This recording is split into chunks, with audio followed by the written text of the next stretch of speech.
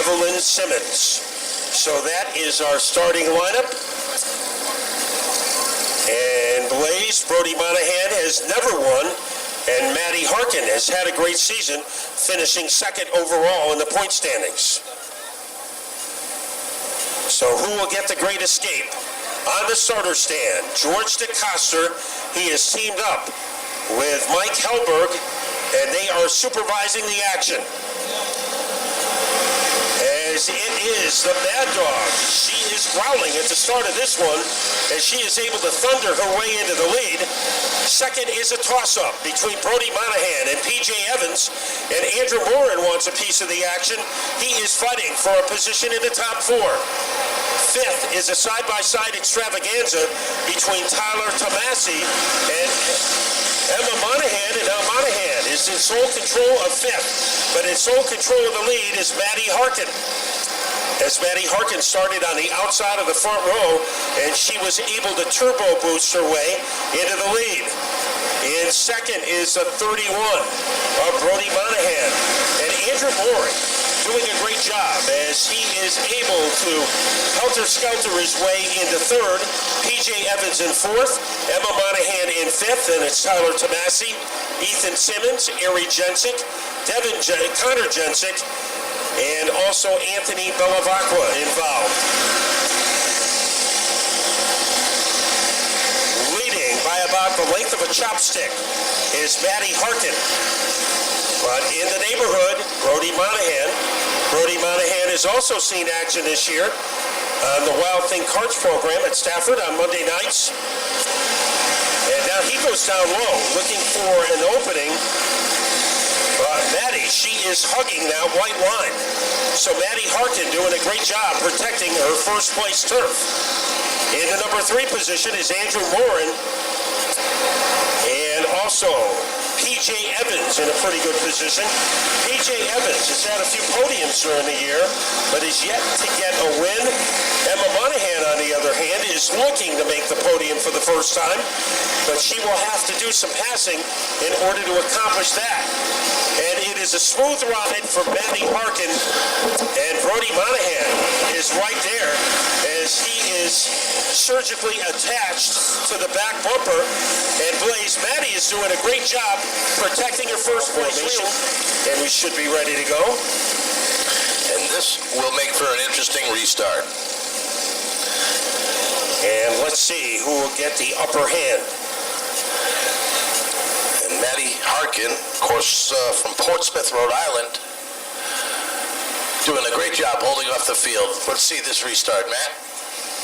So they get ready to blockbuster their way out of turn number 4. And Maddie is able to get the advantage. And here is Andrew Morin moving into second place.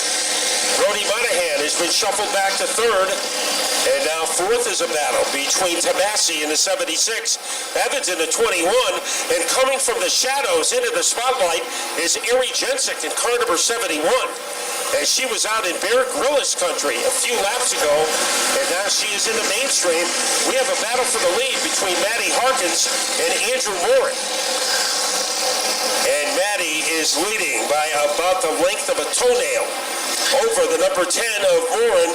And Brody Monahan still has some ammunition in that number 31 car. And let's see, his cousin Emma, she is gaining some ground in car number 78, but she is currently in 8th place. We are approaching the halfway mark of this 20-lap feature, and the first 9 3/4 laps have been dominated by Maddie Harkin. We've got to see if Morin or Monahan can do anything about that. We've got a car off the pace. Evelyn Simmons has slowed down quite a bit as she was underneath the white line in turns 3 and 4. Yeah, Evelyn comes here to learn, so that is nothing to be concerned about, as Evelyn has done a great job, not just this year, but also last year, and the script remains the same at the front of the field. 3 drivers sharing the same oxygen supply as they are able to fling their way into the third quarter, and the ringleader of the circus is Maddie Harkin.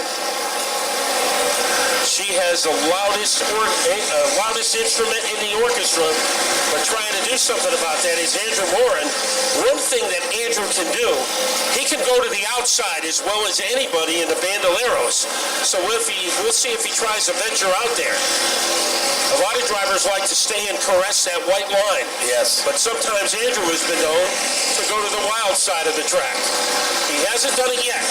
Now Tomasi in a battle with PJ Evans. He only has half a Bandolero, but he is getting the maximum out of it. Minimum amount of car and a maximum effort for PJ, and he is able to swirl around Tomasi. So maybe that car doesn't have the aerodynamics that you would expect, but he is able to get it into fourth place. Now nothing has changed as far as our top three is concerned. Down to the final five. Maddie Harkins trying to end her season with an exclamation point. Andrew Moran, the days he has been with us, he has been a very tough competitor. So they are able to fireball their way down the backstretch. And it looks like Andrew is content to hang on to the fire suit of Maddie Hawkins, and we'll see if he goes to the outside. And what will Brody Monahan do? So it's not only a car race, Blaze, it's also a chess match. We've got a caution out, man. And it's... or PJ. Yeah, how would you describe that car? It just looks like a tiny little pickup truck to me. Yeah. It looks like somebody took a big hacksaw. Yeah. And carved out the rear of it.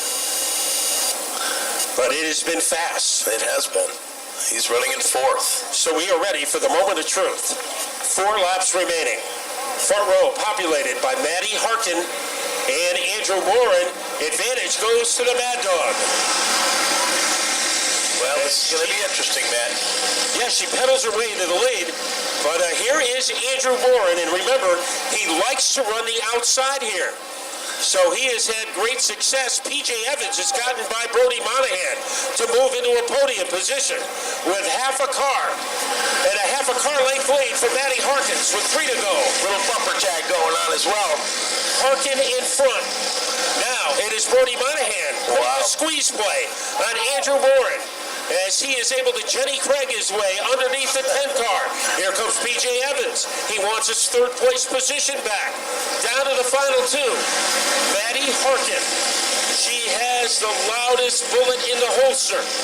But Brody Monahan now has moved into second. Evans is third. Moran has dropped back to fourth. Tomasi in fifth. Harry Jensick in 6th. Ethan Simmons in 7th. Emma Monahan in 8th. They rumble across the line. One more time around.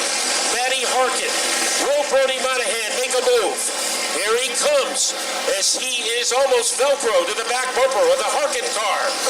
Harkin as she helicopters her way into turn number 4. Here is Maddie Harkins. Bazookas her way down the front stretch. Maddie Harkin has won it. That's great.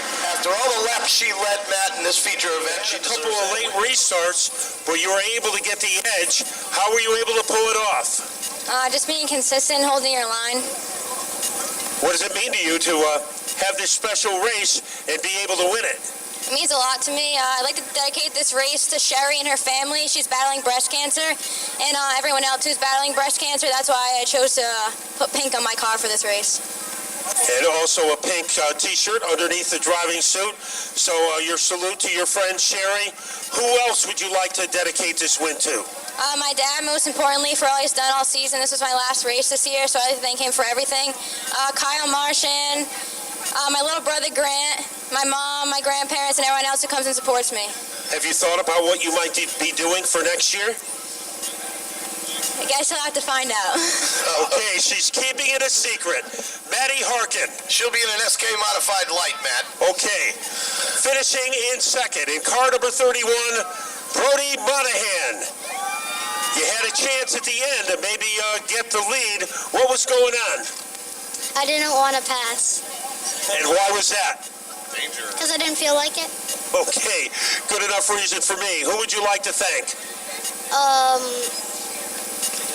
Critical Signs, Critical Tin, Mom, Dad, my crew, and Grandma, Grandpa, all them, Pop and Jam. And yeah, that's it. Okay, I have one more question for you, and this will be easier to answer. Who is the limited sportsman champion at Thompson Speedway? Sean Monahan. Okay, Brody Monahan finishing in second. And in third, I don't know how he did it, P.J. Evans. You had half a car. How were you able to pass guys and get into the top three?